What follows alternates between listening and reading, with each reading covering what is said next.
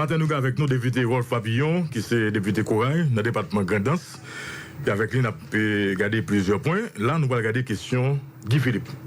Député Rolf Papillon, c'est un homme, un parlementaire, qui portait en fait dossier ça. Parce que non seulement il y a un lien, à cause de lien de parenté pour moi-même, qui gagne en tout même avec Guy Philippe, nous sommes dans la même zone, même département. Mais est-ce qu'on est qui va parler de dossier ça? Est-ce qu'on est qui va faire avec? Est-ce qu'on peut parler avec? Bon, parce que l'on est parlementaire, ou gagne, ça me une responsabilité. Ou jurer, non seulement pour respecter la Constitution, mais pour faire respecter la Constitution pays. Oui, d'accord, c'est bon dossier qui est aussi simple en fait. Oui, d'accord, il est très complexe. Et dans les yeux pas me très simple. Dans les yeux pas me très simple. Et je vais dans la main pour mon petit top éclairer auditeurs sur le caractère, j'ai envie de dire, grossier et illégal de la chose. Premier bagage, c'est que le sénateur sorti dans une émission de radio accompagné d'un député, le député de Pestel, le député Ronald Etienne. Première violation qui a attiré l'attention, c'est que ils ont lancé un assaut, une attaque sous un individu quelconque, qu'il soit sénateur ou pas, mais accompagné d'un député. Donc, ils ont violé l'immunité député qui est garantie par l'article 114 de la Constitution. Non, mais est-ce que. Donc, ça veut dire, dans le moment que attaque l'affaire. Là, député, nous avons ce problème-là. C'est pas une machine député, il prend Guy Philippe. Qui ont violé l'immunité député. Eh bien, question immunité, son bail qui est très large. Ouais. Et immunité avait dit qui ça? Ouais, quand je suis dans la station radio à parler avec moi là, même là où on a fait avec la police pas qu'à entrer vine pour on là ou même. Parce que l'immunité parlementaire n'est pas personnelle. Immunité parlementaire là, est-ce que l'engagé moi-même? Je vais plus loin avec vous. Si mon taxi, quand il y a couru d'elle, mon a campé taxi, a monté taxi, automatiquement mon ça jouit de l'immunité parlementaire. Parce que nous taxi. Parce que nous taxi. Mais à la seule différence, il faut d'accord député, il faut d'accord, ou pas d'accord. D'accord avec quoi? C'est pour d'accord que vous pas d'accord parce que l'immunité elle engage d'abord personnellement. Mais dans le cas ça que n'a pas lié là, dans le cas ça côté que il est évident que député Ronald Etienne pas avis de cette question, ces armes qui commencent à tirer sont assauts en bonne et due forme. Et pendant plus d'une heure, les armes ont tiré dans tous les sens, mettant en danger à la fois la vie du sénateur élu et du député. Donc ça, c'est son première violation. Deuxième violation, il a arrêté le sénateur de la République là, en violation de l'article 237 du décret électoral en vigueur. Et puis grave toujours, de l'article 24.2 de notre Constitution. Qui ça, l'article 24.2 a dit dans la Constitution, c'est que on n'est pas capable d'arrêter aucun monde sans mandat, sauf en cas de flagrant délit, ce qui n'était pas le cas, ce qui est évident dans le cas du sénateur Guy Philippe. T'es un mandat international. Et j'arrive. Ça fait combien? Au moins trois violations graves de la Constitution. Mais ça me fait comprendre la question Guy Philippe là, et c'est pour ça que j'insiste là-dessus. Question Guy Philippe là, son bagage qui secouait les bases des acquis démocratiques de 1987. Arrestation sans mandat, c'est une première revendication que nous avons gagnée contre les Duvalier. Et c'est une bagage qui nous dit, monsieur, nous résoudre le problème ça. Question que vous prenez sénateur de la République là, il n'a pas fait le passer devant un juge et puis il dispose lui. Sont l'autre violation, sont la police politique, la police qui sont le bras armé de la justice. Et article 42 Constitution, il dit que nul ne peut être distrait de ses juges. Donc, c'est une autre violation de Constitution encore. Et, chose encore grave, il faut savoir que la police n'a pas le droit, que ce soit la BLTS ou la DCPJ, aucune unité de la police n'a le droit de disposer d'un individu appréhendé. La seule et unique tâche de la police, c'est de remettre l'individu à la justice. Il revient à un juge de décider s'il remet en liberté ou s'il l'envoie en dépôt. Donc la police n'a pas le droit de disposer. Maintenant, il y a l'autre violation encore de Constitution encore, qui c'est l'article 41, qui dit nous, encore un des grands acquis de 1987. Côté que nous avons m'a fait de monde pour qu'on ait un visa d'entrée ou de sortie pour entrer en Haïti, ce qui a été résolu par l'article 41.1 de la même Constitution. Mais l'article 41, lui-même, ça le dit que nul ne peut être forcé à quitter le territoire national. Donc, on prend au monde, on force de mettre dans l'avion contre sa volonté pour quitter le territoire national. Donc, pour me dire nous, ensemble de désordres qui fait nos constitutions, et moi, en tant que parlementaire, je suis désolé, je pense que je ne peux pas laisser passer pareille chose. Et je pense qu'il y a eu beaucoup de réactions sur l'affaire Guy Philippe, beaucoup d'intellectuels, beaucoup de juristes sont intervenus et ils sont tous d'accord sur une question, c'est qu'il y a trop d'illégalité là-dedans. D'abord, je pense que son baril pour nous résoudre, parce que son baril qui crée, ça nous relève une situation d'insécurité juridique, qui est pour moi une des premières garanties d'une démocratie. Il n'y a pas qu'à arrêter sans que le pas défini par la loi. Donc, tout Haïtien peut être à n'importe quel moment sujet de pareilles choses. Et moi, je dis, on ne peut pas laisser passer ça. De toutes ces réactions-là, je pense que la réaction qui m'a le plus choqué, ça a été la réaction de l'ambassade américaine. Il y a eu tout de suite après une note félicitant, je cite, la police haïtienne pour son professionnalisme. Nous voyons combien de lois qui violent la Constitution. Et puis qu'on y a alors une ambassade qui vient pour ton note comme ça. Ah ben moi je pense que ça, c'est parce que la diplomatie américaine nous prend pour des idiots. Elle nous prend pour des macaques qui sont prêts à tout avaler. Et c'est pour ça qu'il est capable de permettre pour la féliciter de grossièreté pareil. Il y a l'accord que nous-mêmes nous connaissons au niveau du Parlement. Nous-mêmes au niveau du Parlement, 47e législature. 47e législature, t'es voté, ok, et ratifié. Voté et ratifié et publié dans le journal Moniteur. Maintenant, qui ça nous-mêmes au niveau du Parlement nous fait de l'accord ça? Ok. L'accord du 17 octobre 1997 est une mauvaise piste.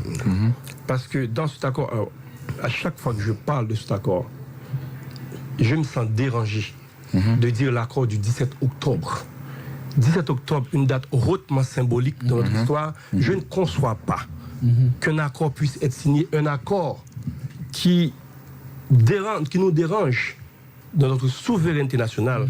Et moi je dis c'est comme pour assassiner l'empereur une seconde fois. Un accord a été signé et qui permet à des étrangers maintenant de violer le territoire national. Il y a également un autre aspect assez important dans la date du 17 octobre. Ça veut dire que son date, en principe, son date de congé pour Haïti, non? Non mais écoutez, moi je pense que... C'est qui genre des députés et des sénateurs réunis? Non, l'accord n'a pas été voté le 17 octobre. L'accord a été signé le 17 octobre. Il va le voter en 2000, il va le ratifier en 2002. 2002, mais ça a été signé. Et je pense qu'il y a une forte dose de symbolisme là-dedans. Et je pense que nous, Haïtiens, ça ne doit pas passer inaperçu. C'est la même chose qu'ils ont fait en 1994 lorsqu'il fallait ramener Aristide en Haïti. Ils ont exigé que l'accord pour ramener Aristide soit signé le 28 juillet 1994, le 28 juillet date de l'occupation américaine. Donc ils sont forts dans le symbolisme et ça ne doit... Malheureusement, nous avons la mémoire courte dans ce pays et on oublie jusqu'à nos origines. Et là, pour revenir à l'accord, moi je peux vous dire, j'ai l'accord ici en main que vous pouvez consulter. Il n'y a aucune clause dans cet accord qui permet à des troupes américaines de faire des interventions de la sorte sur le territoire haïtien. Et c'est pour ça que je dis, le fait que cet accord a une clause qui permet des interventions à la fois dans les mers haïtiennes et dans l'espace aérien haïtien, c'est une violation de l'article 8.1 de notre Constitution qui consacre l'inviolabilité du territoire national.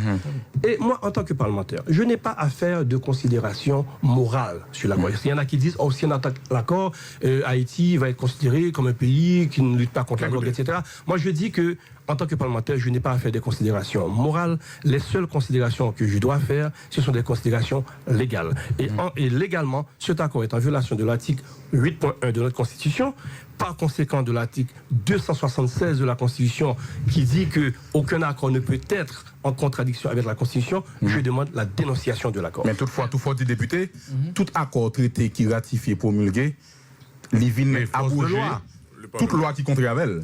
Tout à fait. Bon, mais il n'y a pas abroger la Constitution. Non, ça me dit sauf la Constitution. Mais c'est ça, le Non, mais toute loi qui contrarie elle, il est obligé à abroger au regard de l'article 276. Donc, l'important que, je ne dis à la Parlement à date, en 1990, qui était signé là, qui pourra ratifier en 2000, qui va le promulguer en 2002 sous gouvernement Préval Bourg-Aristide. Donc, on va comprendre que, à cause ça, il a abrogé toute l'autre loi qui contrarie lui-même. Et de fait, même implicitement dans l'accord ça, qui dit que c'est par rapport à l'armée et l'espace aérien, mais implicitement, espace aérien et mer là, ils n'ont territoire. Donc ils voulaient dire ça tout par ricochet que vous venir arrêter sous terre tout. Oui. Donc en pile fois il va mettre accent sur ça. Et de deuxième aspect, Mais il n'a pas dit qu'on va venir sous terre. Non. Parce que mais elles sont terre. Quelque part c'est le nom dit. C'est le territoire. C'est le territoire qu'il faut tenir compte. C'est très important, c'est non même territoire. Non, mais pas oublier. Attendez, non, mais ma promotion. Le nom dit de l'accord, c'est très important. Et puis, je me dit que en question droit administratif et juridique, celui qui a fait peut défaire.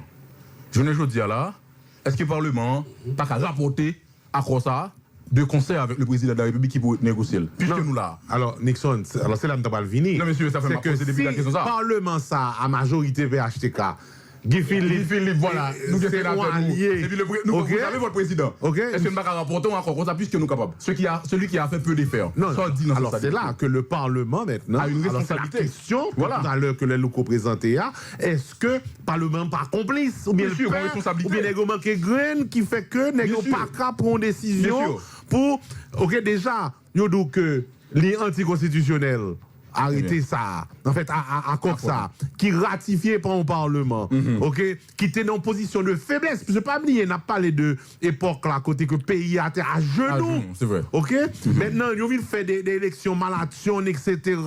Donc, ils mettent encore au Parlement ça, qui a ratifié en 2000 pour promulguer en 2002, encore à genoux, à la solde de l'international. Alors, la question maintenant aux députés, c'est quoi la tendance?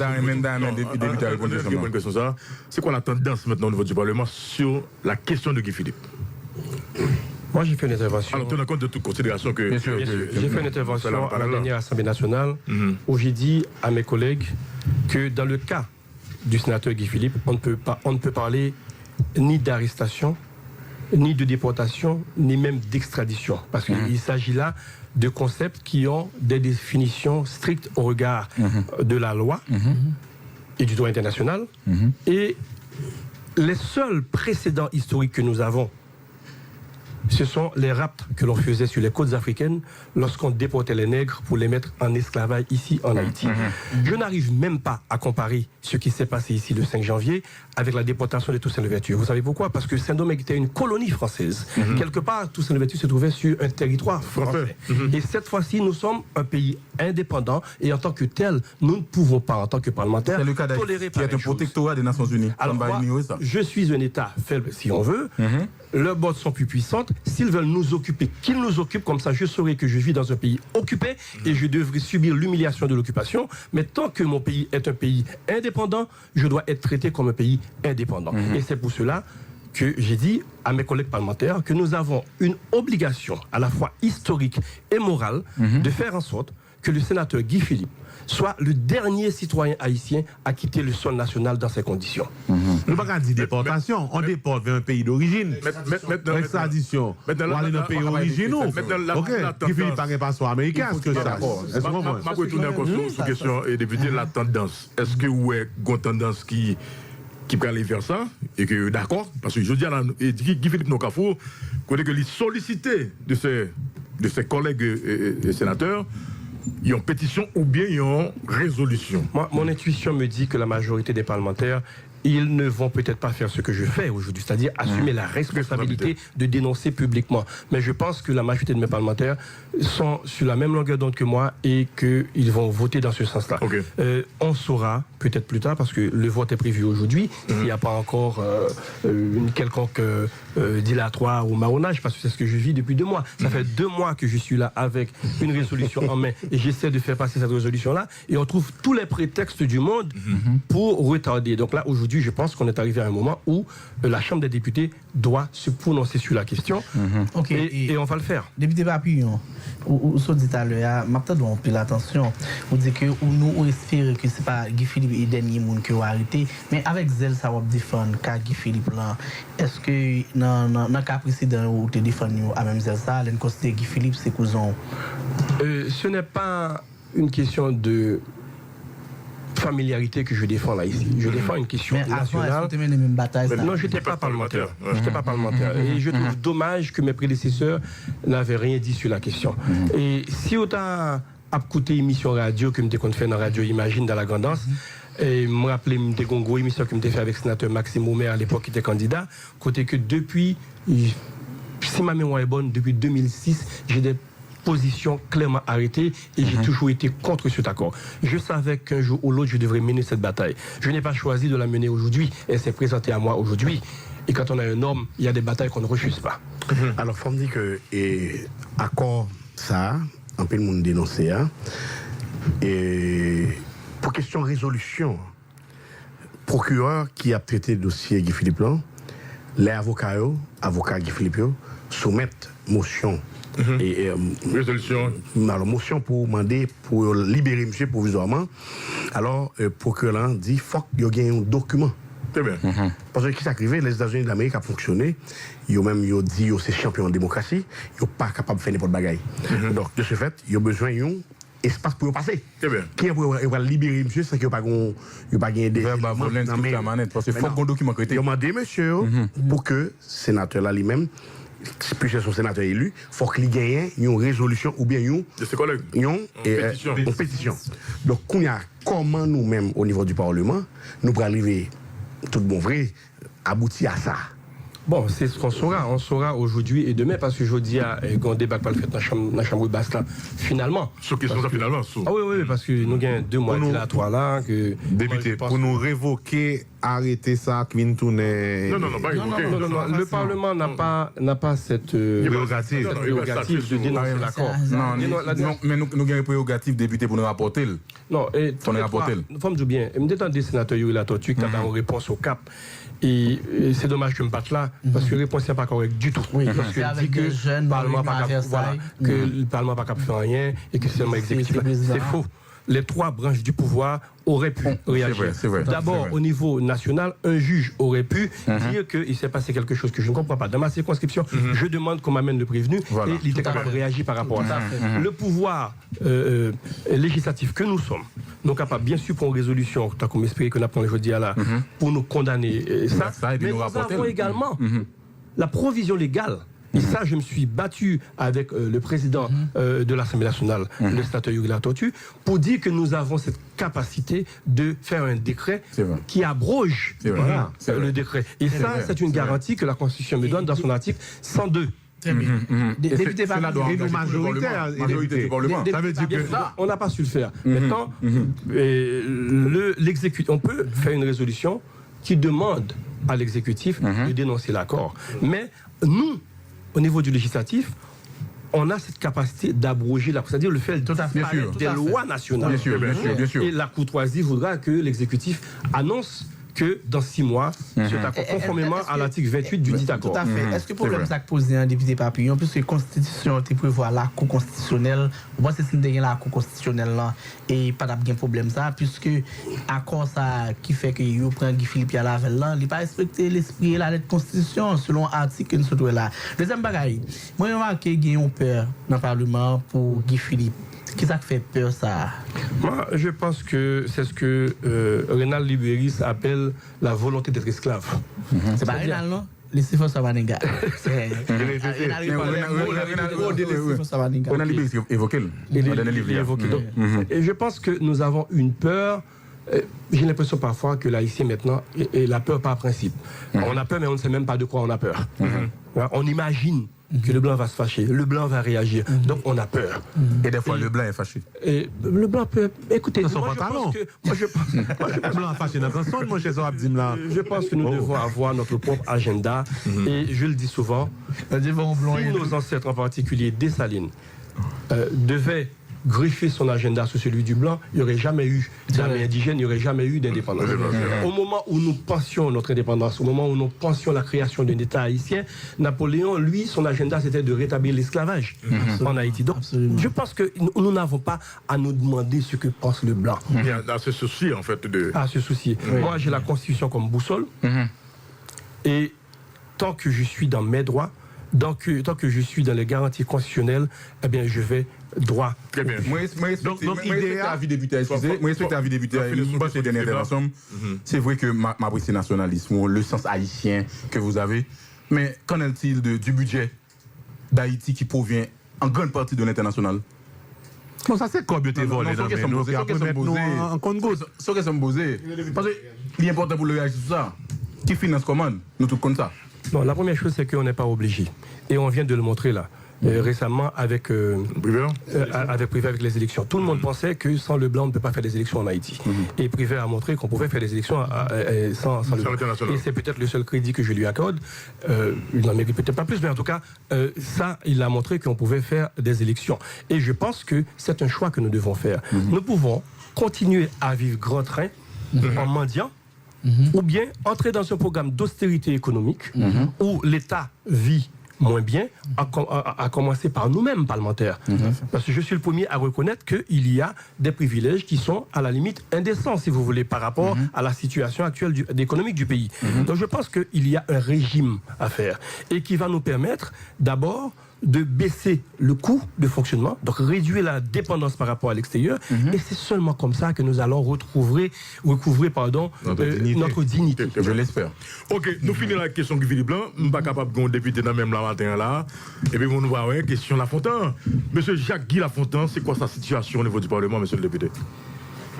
Bon, la situation du Premier ministre désigné, pour le moment, c'est pas trop clair. C'est pas trop clair parce que. Ça veut dire que si Jacques Lafontaine descend demain matin là, normalement, il va passer. Demain, je n'en sais rien parce que demain, nous avons tout à souhait avec vos négociations.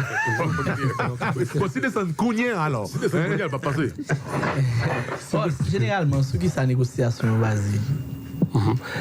Négociation, basée sur des bagailles qui parfois relevait de politique générale. On nous dit, on parlementaire grand qui a parlé avec lui, qui doit dire il faut que dans la politique générale, vous entendez qu'on dit que grand instant qui lui-même été frappé par Stéphane Mathieu, c'est une priorité pour le gouvernement, etc. Les capables là, les capables d'aller sous l'autre bagaille et tout, et comme par exemple, il faut comprendre que le parlementaire, il y a un premier objectif qui est à mon sens un peu légitime, c'est la réélection.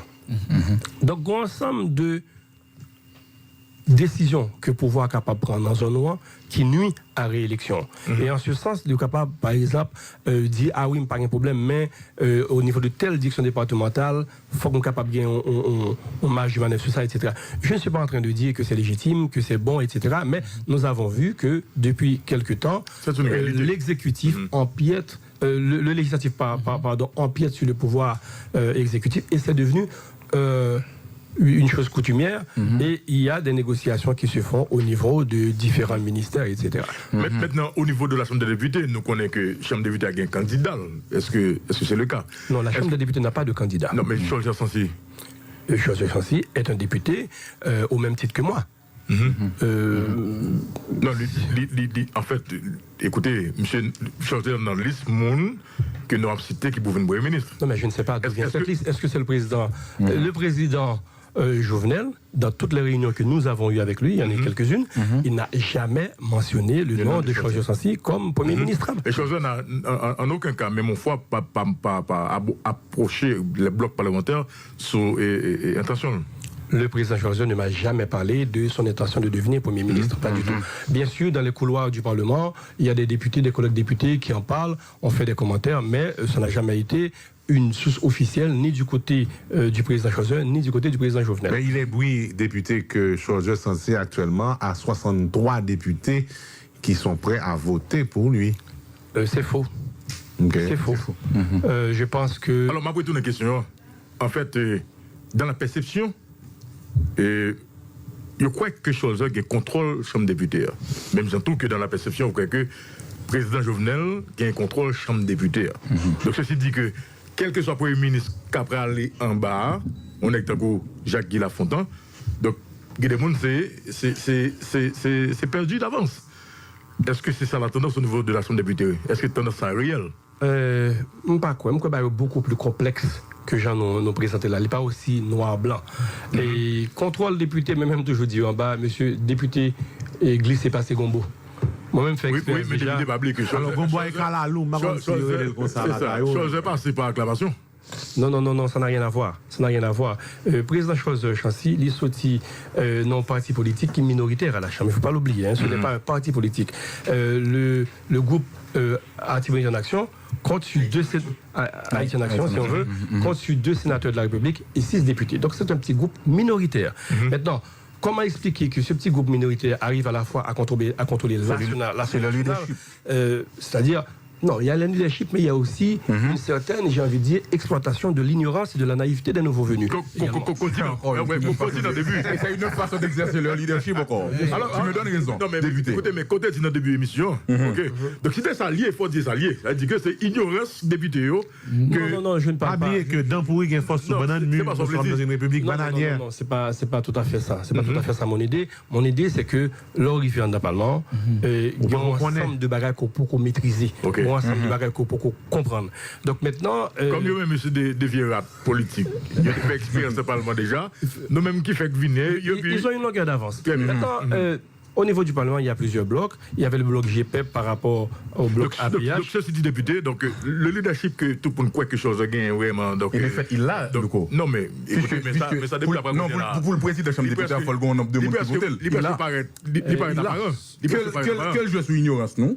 Quel jeu sous ancienneté? Il a le leadership. Permettre que moi expliquer en détail, ça me l'a dit. Nous avons gagné deux grands blocs à la Chambre qui étaient le bloc APH qui était relativement majoritaire et le bloc GPEP avec Jerry Dieu et un bloc tampon qui était le bloc GPI, qui comptait une petite dizaine de députés. C'est le strict minimum pour s'appeler bloc. Donc, c'était pas quelque chose d'influent. Maintenant, au fil du temps, je pense que le député Tardieu a un petit peu perdu de sa...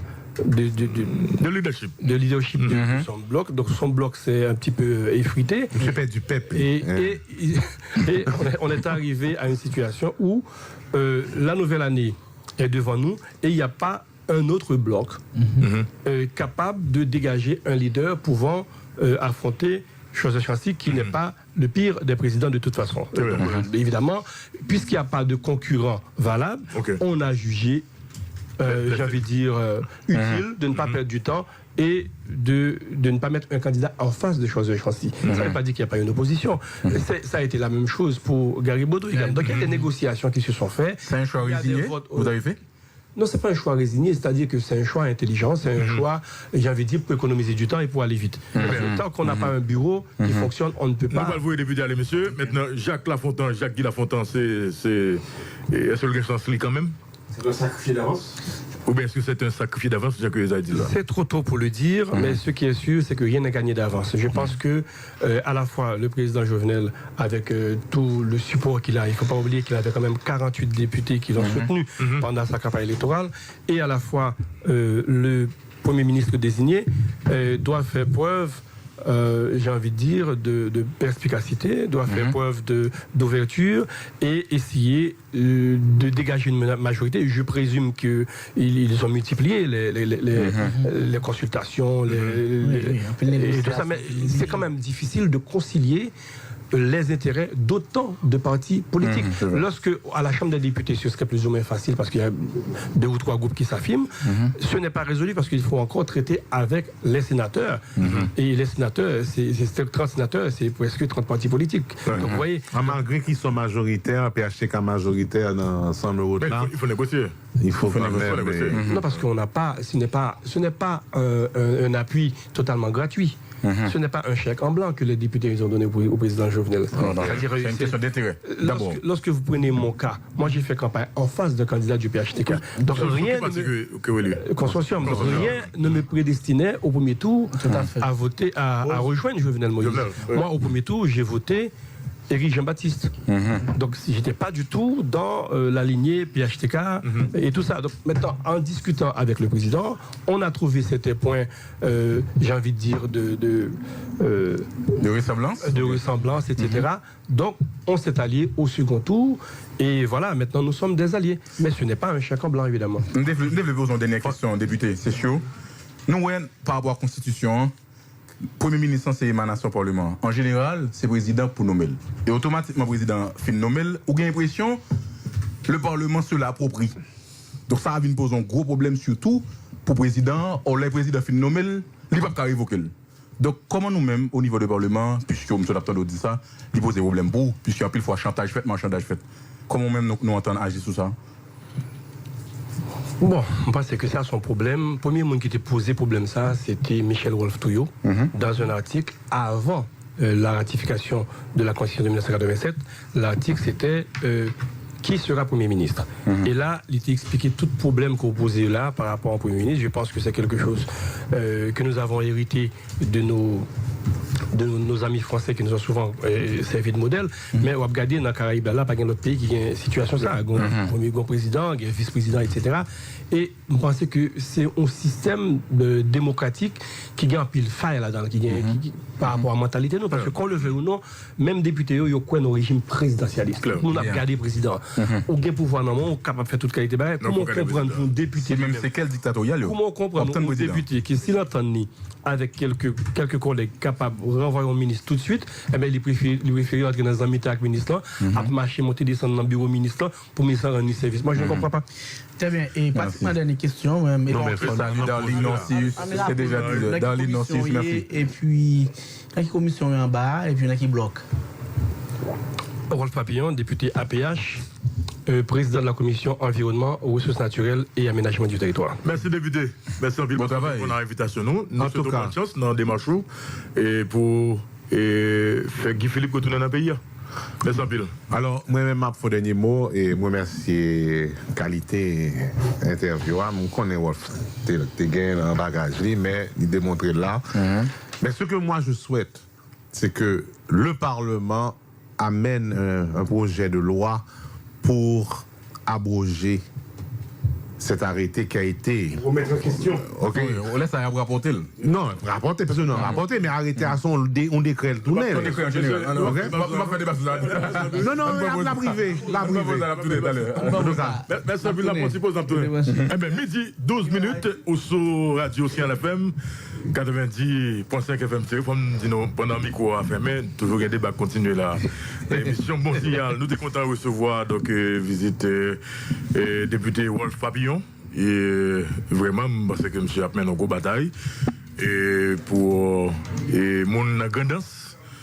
Et c'est sûr que je connais que mon grandance pour être très reconnaissant donc envers Wolf Papillon si effectivement tu as une chance et aboutir donc à objectif qui c'est permettre que la justice américaine libère Guy Philippe. Alors, pour être capable de retourner en Haïti. C'est ça. Le dernier point que je mettre dans le dossier ça, c'est que l'arrestation de Guy a été calculée, voulue par Guy Philippe. Bon, écoutez, il était au courant. Ok. Non, Guy Philippe était au courant. Guy pas n'importe qui monde. Ok. Et c'est une qui a plus d'informations. Oui. Plus d'informations dans sa guerre avec drogue dealer en Haïti.